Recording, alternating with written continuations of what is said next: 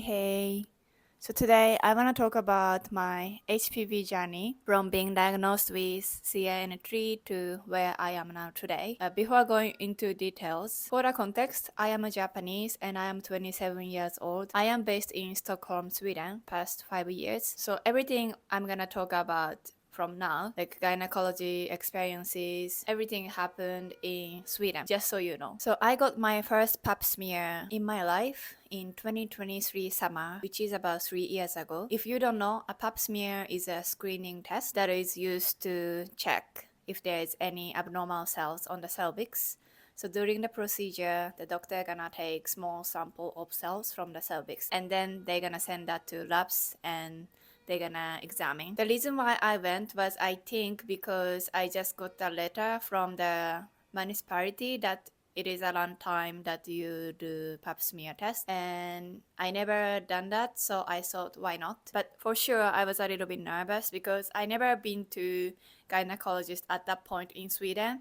Also, I never been to gynecologist in Japan, and I've heard from many friends who've been to Japanese gynecologist that was a little bit uncomfortable experiences. So I was a little bit scared, but I just decided to do that. And it turned out gynecologist in Sweden, at least the one I met, was very very nice. They made sure that it's nothing to be ashamed of, and they created environment that I can ask any question. They made sure that I'm fine, and that was very safe space I felt. So if you never been to gynecologist in Sweden, that's at least my experiences. And I got the result few weeks later that shows there's some abnormal cells. So the doctor booked colposcopy, which is very difficult to pronounce every time. But colposcopy is more closer examination on the cervix. So during the procedure, they use microscope to see if there's any abnormal areas on the cervix, and if they found something abnormal,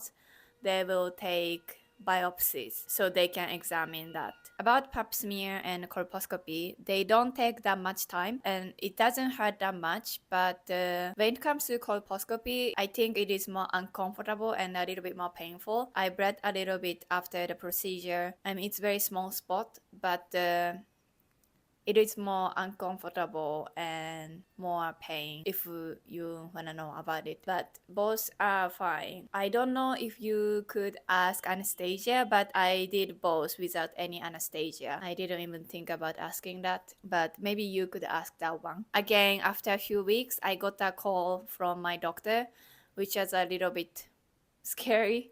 I never got that call from doctor. And then she said I have CIN3 and I need to do the surgery. And CIN means that there are abnormal cell changes on the cervix. There is a CIN 1, 2, 3. And it is a scale that shows how serious those cell changes are. CIN 1 is mild changes, and 2 is moderate, and then 3 is severe. And I was diagnosed with CIN3.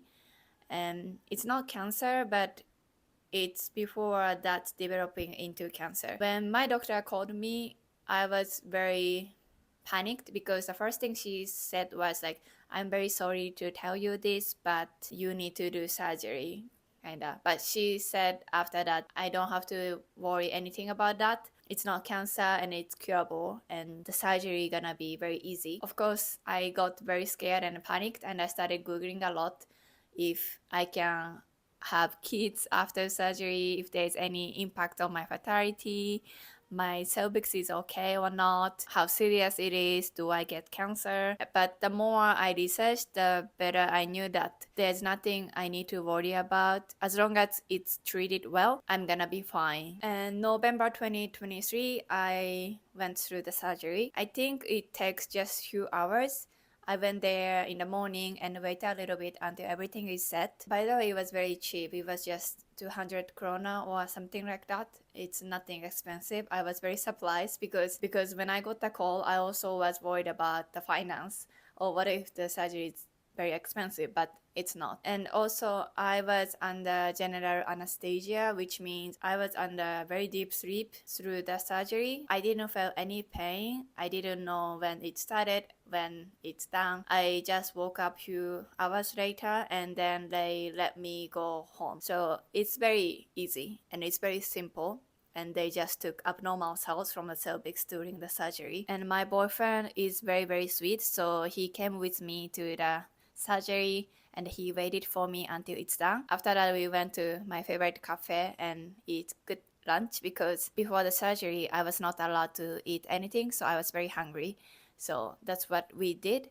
And there was some cramps and bleeding for a few days after the surgery, and I felt a little bit pain, but it's nothing very serious. I was told that I could not do any intensive workout or anything like that for a while, so body can recover and rest well. But I don't remember anything like I could not move or difficult to live normal life, something like that. So the surgery was better than I expected. Rather than physically, I was more exhausted mentally, like worrying about my health, future, like mentally more stressed. And around a few months after the surgery, I went to pap smear again to see if everything is okay. And I got positive for HPV again.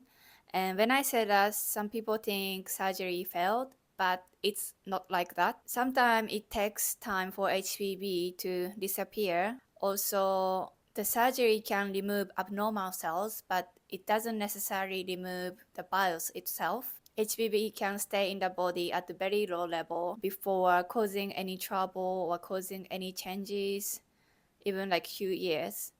So it's not that rare that you get positive again even after the surgery, which is what doctor told me. But they booked colposcopy for me. The result of colposcopy shows that there is no abnormal cell changes.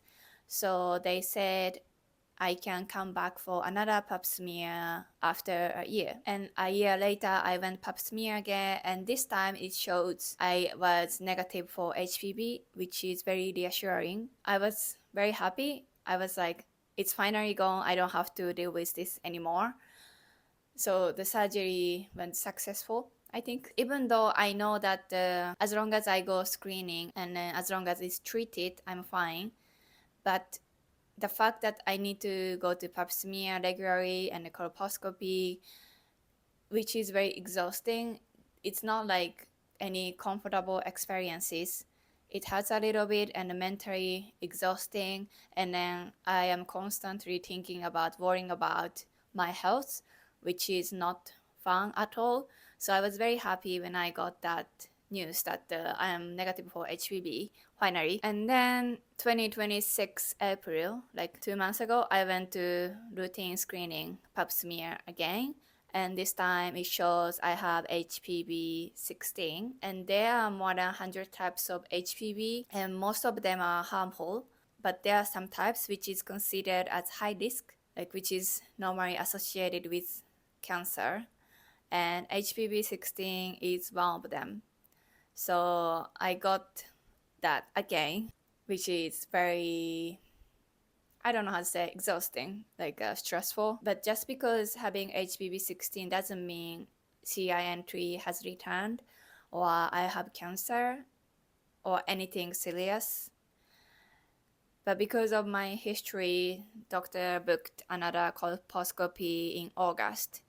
So I'm gonna just wait until I will do that and then get the result if there is any cell changes or not. I am living with HPV past 3 years, and I think I learned a lot compared to before. Before I had no knowledge about it honestly, but now I know that it's very, very common virus people have. I heard that around 80 to 85% of people who are sexually active have at least one type of HPV in their lifetime.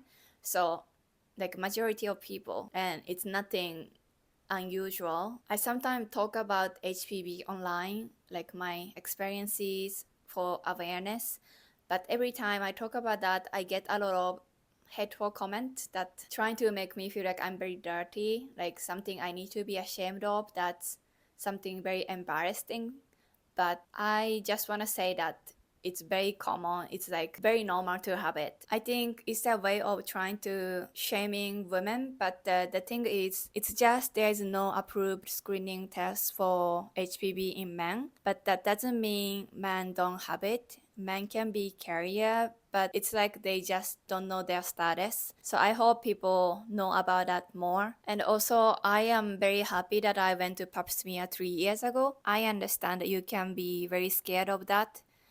Like, what if I find something very bad? But the thing is, if you don't find anything, you are very lucky. Very nice thing. But even when you find something like me, and it's even better that you find that on early stage before that develop into something serious or something very bad. As long as you go to regular screenings, as long as it gets treated well, it's totally okay. Like it's nothing scary. You can cure that completely and don't have to worry about that you're gonna get cancer. And it's very easy to book. You can do everything online and it's just gonna take 10 minutes at maximum. It's very inexpensive as well. I think it's very good investment that you can do. And about vaccination, yes, there was free vaccination program for HPV in Japan, but I did not take that because it was when I was much younger and there was still a lot of controversy about the side effect of it. But after I got diagnosed with CIN3, after moving to Sweden, I got that. It's not gonna cure existing